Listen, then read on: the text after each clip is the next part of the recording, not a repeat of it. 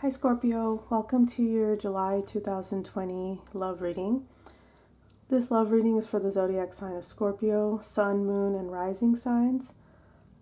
If this reading does not resonate with you, please check with your moon sign and rising sign because sometimes your messages can be coming from those. All right, let's just go ahead and get started, Scorpio. I'm going to be very honest with you. I'm not a sugar-coating type of reader. I'm not here to tell everyone that their soulmate is here and like in every single reading, like some tarot readers on YouTube do. I'm not trying to throw shade, but I'm just saying. This is a very heavy reading, Scorpio. If any of you know anything about tarot, I'm sure you can tell just by looking at these 5 cards that there's a lot of heavy shit going on with you, Scorpio. What the hell is going on? So let's just start breaking it down. So the first card you have is the Eight of Swords. I feel like there was something in a romantic situation that you didn't want to see. There was something you didn't want to see or something you didn't know about for a long time. And then when you knew about it, you still didn't want to see it. And it made you feel trapped.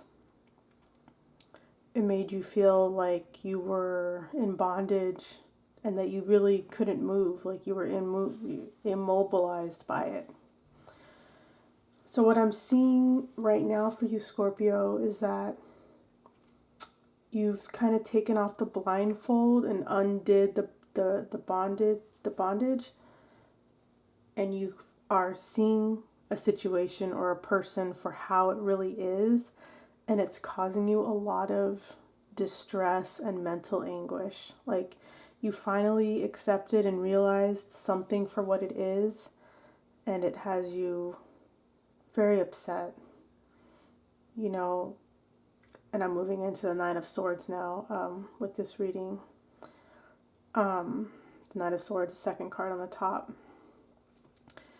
You know, you could be staying up at night thinking about it. You could be having dreams or nightmares about this person. You could be just staying up thinking about them, going over things and conversations over and over again in your head, and you're just really torturing yourself, Scorpio. I feel like you're really, really torturing yourself.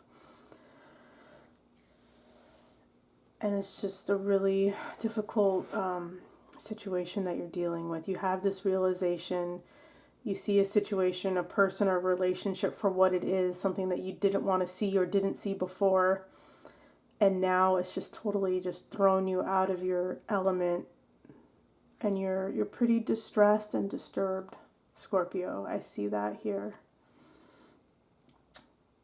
And moving into the next card is the Five of Cups. I feel like after you've gone over like just the mental gymnastics of trying to justify or figure out what the heck it went wrong or what's going on, you know, running things a million times in your head, different scenarios, what if this happened this way, like just doing that to yourself after you've like tired your brain out of that. I see you moving into this Five of Cups energy where you finally drop into your heart space and you let yourself feel that pain. And it hurts a lot. I see you just feeling really sad and grief-stricken, Scorpio. I'm sorry.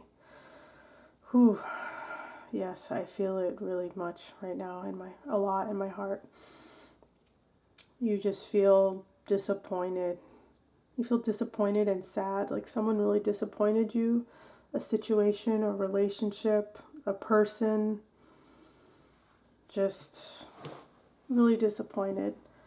And if this isn't resonating for you with the love connection, like a romantic love connection, this could be with a friend, a really close friend, or like a really close family member, like a parent or a sibling or a cousin. It could be something like that too. if this isn't resonating as far as love. Like some of you might be watching this and being like, this is what I'm going through, but with my cousin or something like that. It could be like that for some of you. But I feel like a lot of you, it's going to be a love situation. But if you look closely at this Five of Cups card, there's still 2 cups standing, but this person doesn't want to look at those 2 other cups. They refuse to acknowledge that they still have 2 cups, or just focus on the 3 cups that have spilled over. This card could also kind of be conveying like crying over spilt milk. And I'm not trying to minimize what you're going through, Scorpio, by saying that. I'm just trying to give you all the angles and interpretation of this card. That some of you might be making a big deal out of something that I'm not trying to say it wasn't a big deal, but I'm trying to figure out what it could be. It could be that maybe this situation with the person, maybe it never really got into a relationship status. Maybe it never really got there fully, but it still hurt you a lot. And that doesn't mean that you don't have a right to feel sad. Of course you do. And I'm not trying to minimize or diminish what you're going through at all. I'm just saying that with this card, that energy is present as well. That like maybe this was someone maybe you didn't really know that well, or as much as you thought you did, or you didn't really get fully that far in a relationship status with this person, but it still hurt you. So the card is kind of just reminding you like, hey, like maybe have the right perspective on this. Maybe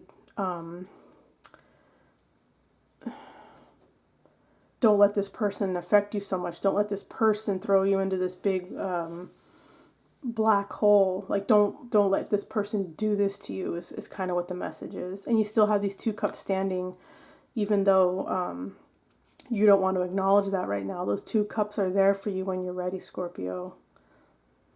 The next card you have is the Moon. Yeah, something was hidden. Something was hidden, and then you turned the lights on in the room to see what was going on. And that goes back to the 8 of Swords energy, where I feel like you kind of took off the blindfold and you saw something for what it really was. That's what I think this Moon card is conveying as well. It's, hidden secrets or hidden information, or something being shady, or someone not being totally honest, someone hiding their emotions, someone hiding how they really feel, whether that was you or the other person. It's something that is not in the light of day, and perhaps now it is. Or maybe there's still things coming out. There might be still things coming out that you're learning about this connection that wasn't known before. The Moon can also mean like deep psychological material that maybe you haven't addressed. Maybe this connection or this person drew that up for you. Maybe it brought up like deep stuff in your psyche that you haven't addressed yet, and you realized, wow, like I'm this really complex being that I have these issues that I haven't really addressed, and I didn't know I had them. And now you're being forced to look at them. You're like, wow, I have this trauma issue, or this emotional thing, or this psychological thing, something from my past that hurts that I haven't addressed. And I feel like for a lot of you, this connection to this person made you realize that wow, I have this thing I really need to look at. Maybe I need to go to therapy. Some of you might be doing that, or realizing that you should. Yeah, and the last card is the Six of Swords, and I feel like that's what happens from this Moon energy, is that you realize that you have a wound, or an emotional, psychological issue that really needs to be addressed properly, and you go on a soul journey. The Six of Swords is like the water journey card, water, representing emotions. You go on a water journey to really go see what it's about, and if you look at this card, those swords are facing down in the little swan boat. So it's kind of like you're done arguing with this person. Like you're you're done arguing with this person, you're done arguing with yourself and going back and forth in your head a million times. You've put the swords down and you're ready to go see what you're really about. Six of Swords is also going to like a higher level of consciousness. So it could be that you're on a spiritual journey, or it could just be that you're heading to higher ground, just to have a larger perspective on what's really going on with this person in connection, and also with yourself, like healing that you need to do. That's very important for you, Scorpio. And for these love readings this month, I'm drawing an additional clarifying underlying energy card. It's from a deck called the Wooden Tarot, and this deck of cards is only major arcanas and the aces. And the card that you got, Scorpio, was Death, which I wasn't surprised at all given this reading. You're going through a big transformation from what's going on here, Scorpio. An old part of you is dying, and you're going to be reborn, basically. And this change and transformation, it's never easy. You know, a part of you is dying, and you're going to come out kind of a different person after this. You're going to go through this death, this transformation, and you're going to come out a different person. And you're going to come out relating to romantic relationship completely different than the way you have before. That's what I feel really strongly. Like you're going to be a different person dating people than you were, you know, a year ago or even a few months ago. Just, you're going to be doing it a completely different way. Maybe you rushed into things before, like you were really eager to get close to someone. It's like you're not going to do that anymore. I feel like after you go through this, you're going to be a lot, you're going to have a deeper understanding of how you relate in relationship, and the wise steps to take in relationship that work for you. And it's to protect yourself, to not get hurt. That doesn't necessarily mean you're going to become this jaded person. I mean, some of you might go through a period of that, but it's more of you're not just giving yourself away and your heart away so freely, maybe like how you have up to this point. You're going to have a big lesson from this, Scorpio. And this is part of what you need to learn. So, Scorpio, I know that was a really heavy reading. Thank you for hanging in if you reached the end of the video. I know I watch a lot of